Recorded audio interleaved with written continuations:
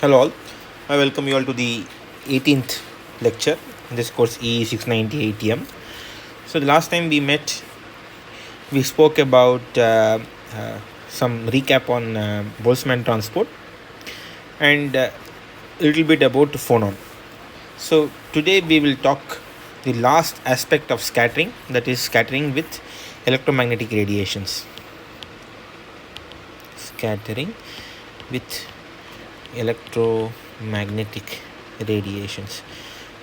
We have seen this a few times before in 614 as well as in other elementary courses in several aspects. So we will see some fundamental equations and some reasons about why we use uh, certain rules. We take certain rules for granted, but we will see what is the fundamental reason behind those rules. Okay, so before we begin, obviously because this is going to be electromagnetic radiations, I will just draw some simple behavior. So let's say we have some conduction band and valence band, right? In a semiconductor we have conduction band, we have valence band, and we know that when we send in a light of a particular radiation, an electron can get excited from the conduction band to the valence band. These are experimental observations. Okay, and similarly the reverse can happen. An electron in the conduction band can fall down and then it can emit a photon. So these things have been previously observed and demonstrated, right? So these things, uh, obviously there are certain rules and regulations about what basically. Okay, so you can think of this in a different way. You have an electron in the conduction band, you can write it as k, and you have an incident photon h cross nu, and you have something which gets scattered away, which is k prime.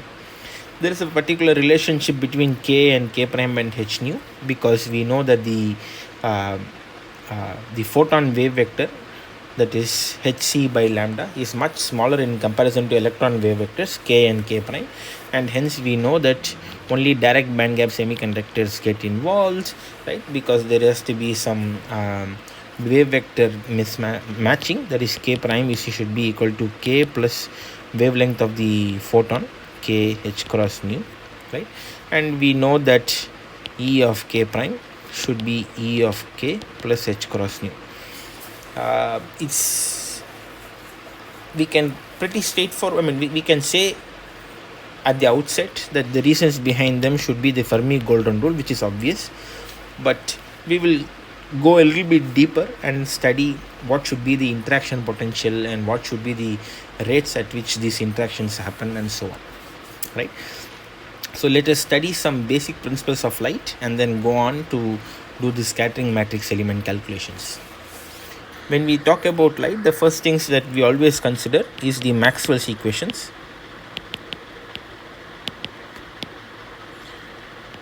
Maxwell wrote down equations not in the form in which we are going to write now. This was written by Hertz, but it was thanks to Maxwell that who gave us certain fundamental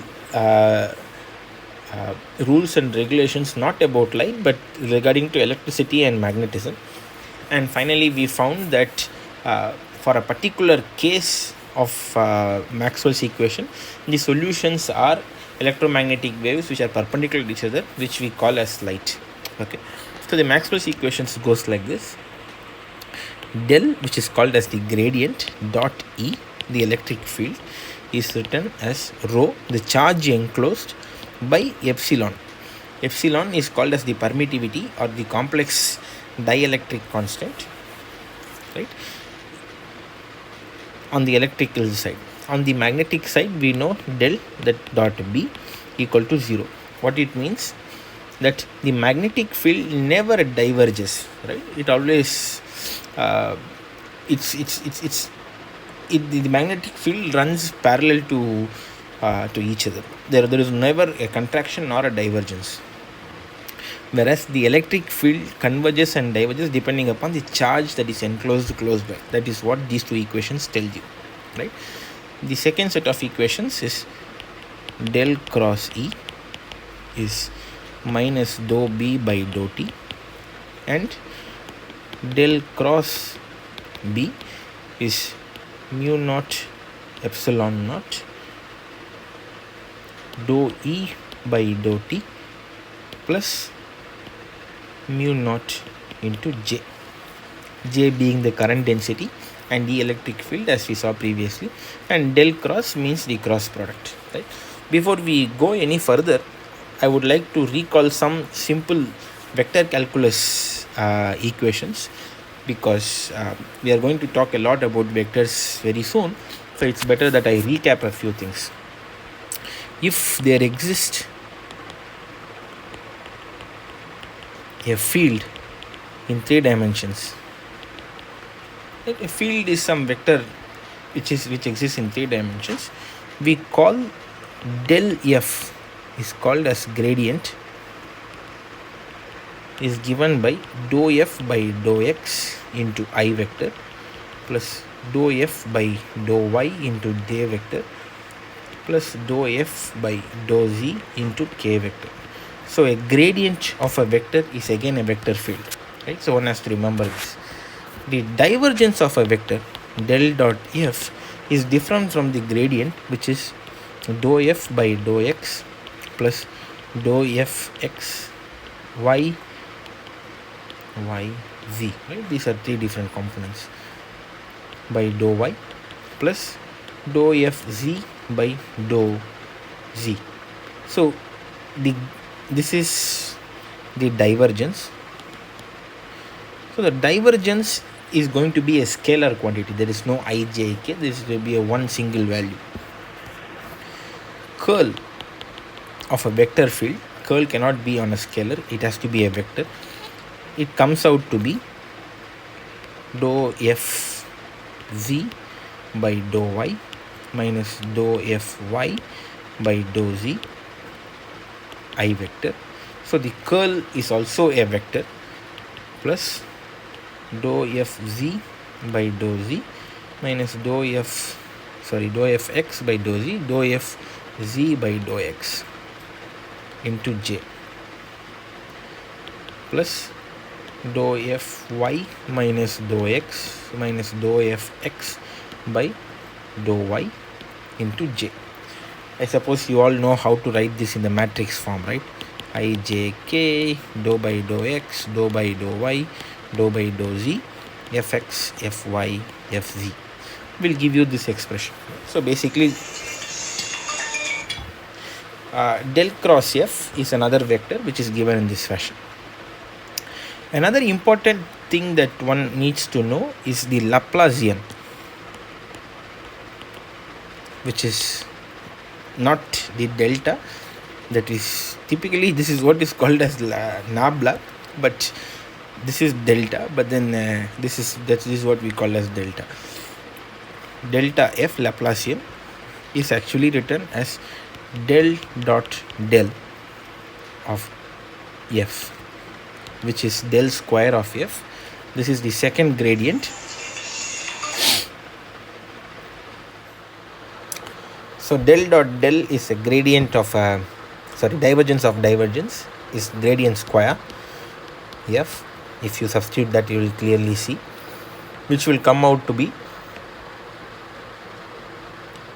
dou square f by dou x square plus dou square f x y by dou y square plus dou square fz by dou z square. Given these operators, there are some commonly used combinations which will be used later on as well. The first rule is divergence of a curl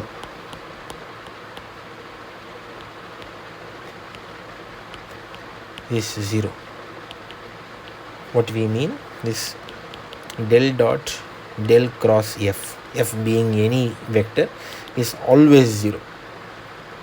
Second, divergence of a gradient,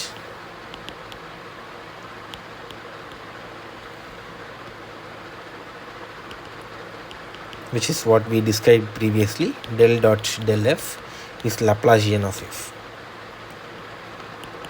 Third, divergence of a divergence,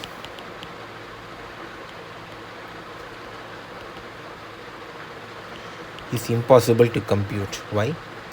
Divergence acts on a vector. Divergence will give you a scalar. So vector acting on scalar is impossible to compute. Fourth, curl of a gradient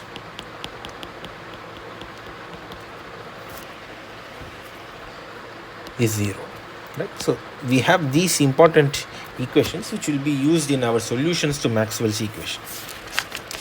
I would request you to remember these equations as we go along. Right? So to find the solution, let us take about the first or the most fundamental equation, which is the magnetic field does not diverge. Del dot B equal to 0. Right? So if del dot B equal to 0, you can see that it resembles our first equation. Divergence of a curl is 0. So that tells us that B can be written as a curl of some function. So we call A as a magnetic vector potential,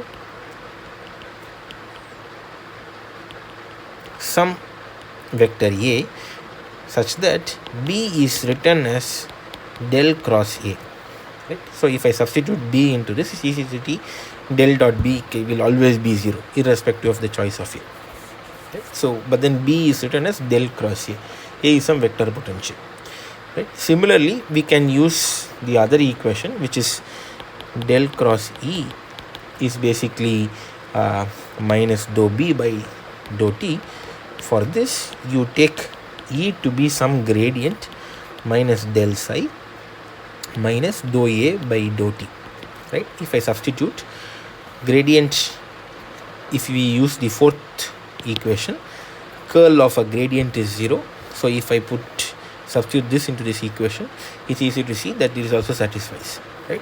So these are the two solutions to the Maxwell's equation, where we have transformed fields B and E to some vector potentials A and psi. Right? Now if we take some transformation, A dash is A plus some gradient psi, right? It is easy to see that even this A dash as a magnetic vector potential will also be a solution to this Maxwell's equation, and hence we use what is called as gauge.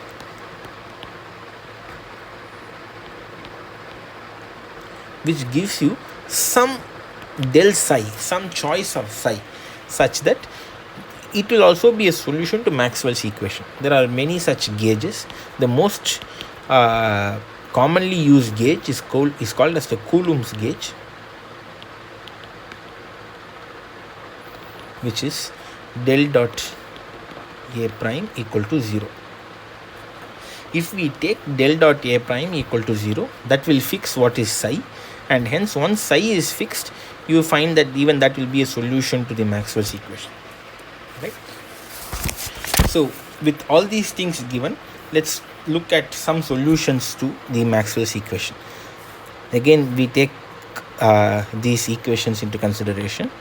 Del cross E is written as minus dou B by dou T.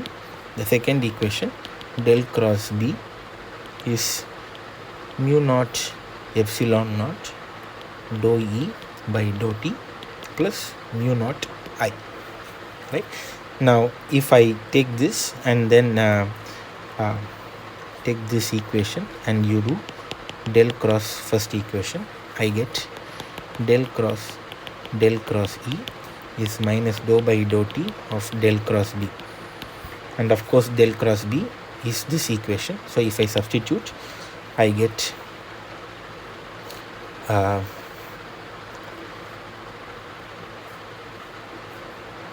let's say minus dou by dou T of mu naught epsilon naught dou E by dou T plus mu naught I, which will turn out to be mu naught epsilon naught dou square E by dou T square, plus I substitute I, that is the current, or J being the current. Let's say I use the Ohm's law. J is equal to sigma into E being the electric field. I get sigma mu naught dou E by dou T, which will be del cross del cross E is basically del square E, right? The solution, so now we have used the Maxwell's equation and come up with some simplified equation in one variable.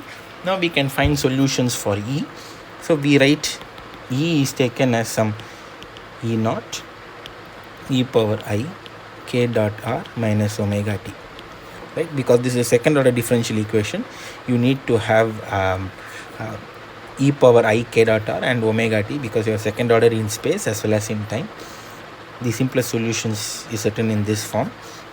If I substitute, I get minus k square is minus epsilon naught mu naught omega square minus I sigma mu naught omega, and k is written as omega by c. C is 1 by root mu naught epsilon naught into epsilon naught plus sigma mu naught I by omega power 1 by 2. So obviously k is an complex number, and for a free space, if the light is propagating in free space in vacuum, obviously we know that epsilon naught is going to be 1 and conductivity of vacuum is 0. So obviously this will turn out to be sigma will be 0. Under that situations, k is equal to omega by c, and c being the velocity of light. So this gives you our conventional relationship for light that we know from previously, right? Now let me substitute this into the wave solution that we had previously. You will get E is equal to E naught e power I omega by c epsilon naught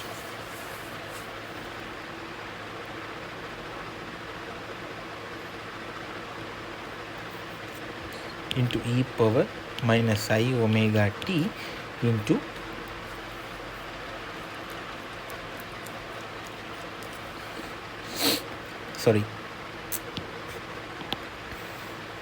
this cannot be easily split like this.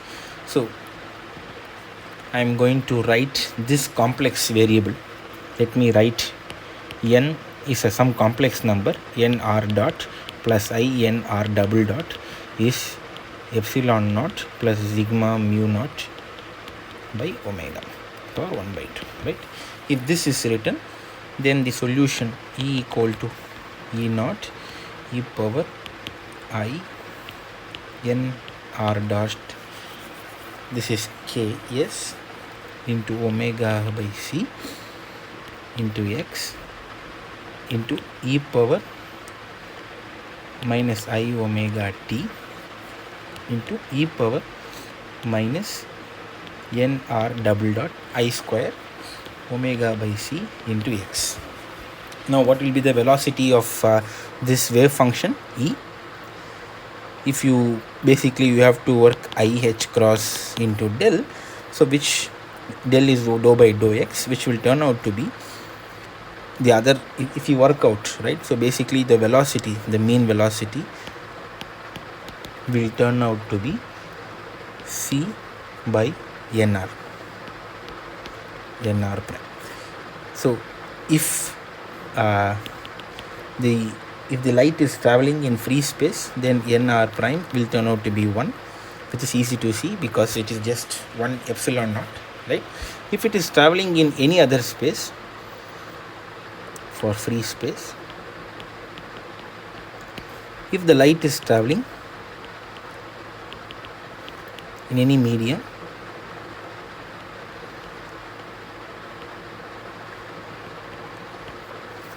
then the velocity of light is basically c by nr prime, nr prime not equal to 1.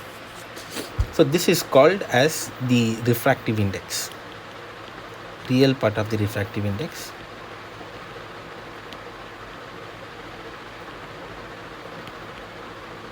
And the imaginary part of the refractive index is basically, it tells you that the electric field decays into the material, right? and it decays exponentially as e power minus n r double prime into omega by c. And obviously the intensity of the electromagnetic radiation is modulus E square, which will turn out to be proportional to e power minus 2 nr double prime omega by c into x. And this part is called alpha, is called as the absorption coefficient. Why? Because the electromagnetic radiation decays exponentially. It is also equivalent to saying that the material absorbs, right, which is equal to minus 2n r double prime omega by c. The refractive index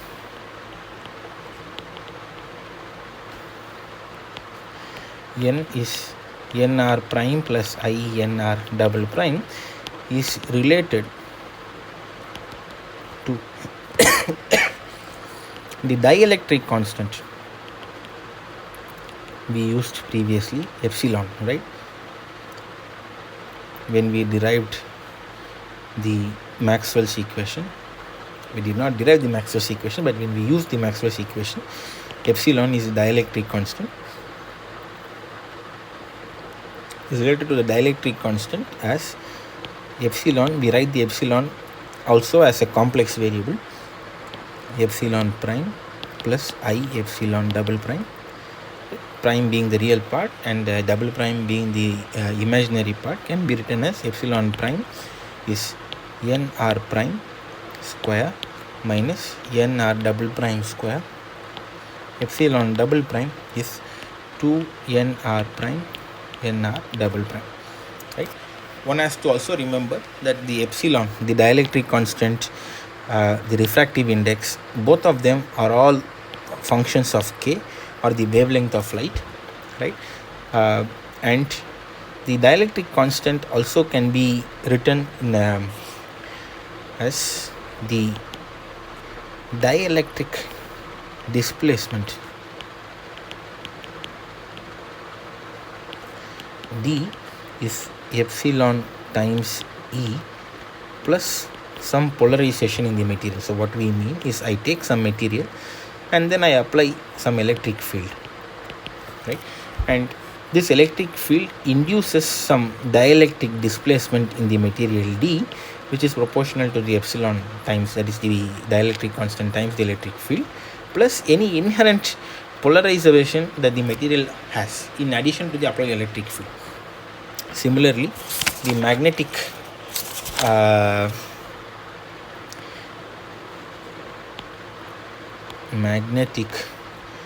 or magnetization field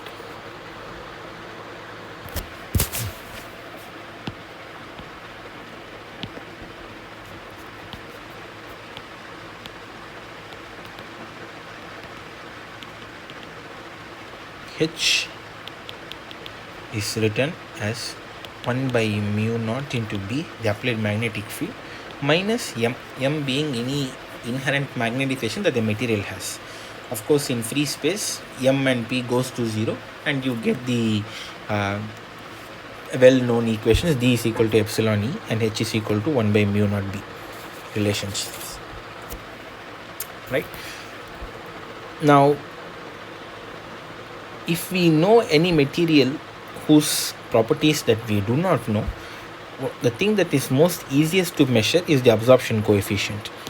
Alpha is experimentally observable.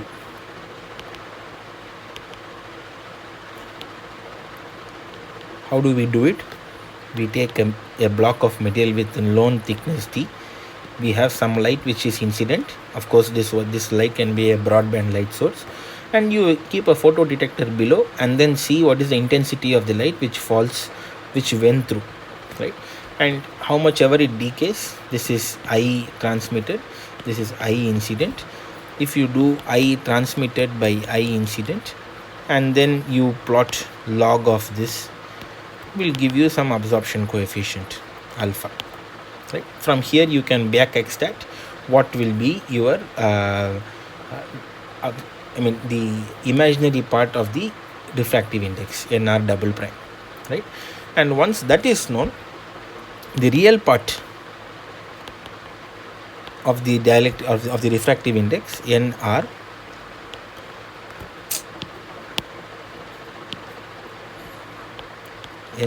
prime of omega, of course it is frequency dependent, can be written by what is called as the Kramer-Kronig relation, which is c by pi.